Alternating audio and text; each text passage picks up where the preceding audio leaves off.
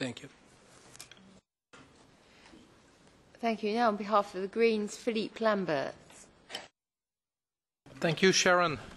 Mr. Draghi, you must probably be the most Orthodox Catholic that I ever met.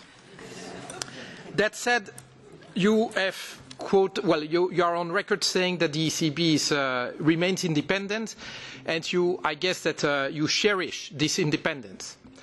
I would say that I equally cherish our independence as legislators and as political leaders who are accountable to people, which you are not. And I find that you just said, well, we should be careful not to overstep our mandate. I mean, the ECB is doing that on a daily basis. When the ECB says, as you said today, well, we should protect the private creditors and make sure that actually we are transferring the weight or the risk of the Greek debt into public hands, you are making a choice, a political choice. Well, one may agree or disagree with that, but that's a political choice. This is not a technical choice. When the ECB, in the words of Jean-Claude Trichet, and I wonder whether you are going to follow suit, but that's what you're doing usually, advocates cuts in public spending and against raises in taxes, this is again a political choice. I mean, budgetary balance is one thing that you can achieve several ways. And usually the ECB is advocating one way rather than the other. And in a series of major political fields, we see increasingly the ECB taking stances. When the ECB is part of a troika who makes recommendations to Greece, to Portugal, etc., you are making political recommendations, and you should probably retreat to your mandate of preserving us from inflation. So what do you say about that, and what would be your attitude as to making sure that the ECB instead stays home where it belongs?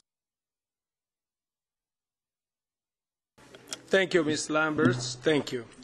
Well, let me respond to your 3 points. First of all, we are accountable to the citizens of Europe, the ECB, and to you. That's why I'm here, and that's why you are asking this question.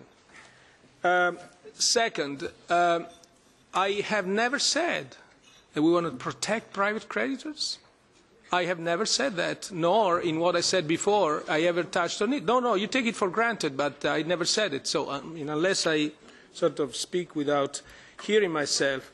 The point I made before is different, that there are 3 ways to cope with Greece. One is a voluntary, another one is a haircut, namely a selected default, and a third is a debt exchange.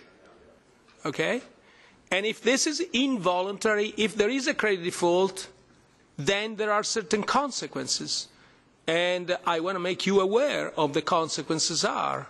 It's not in my power to forbid these consequences. Okay? But it's my duty to inform you about the consequences. Third point, on taxes and expenditure. Why is the ECB interested in growth? Why is the ECB interested in competitiveness?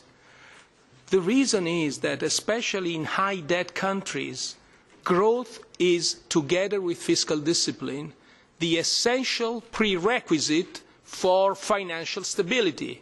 If you don't grow, you don't pay back your debts. That is a very important point. To grow, there are certain things that need to be done and other things that shouldn't be done. One thing, and then we can go through the menu.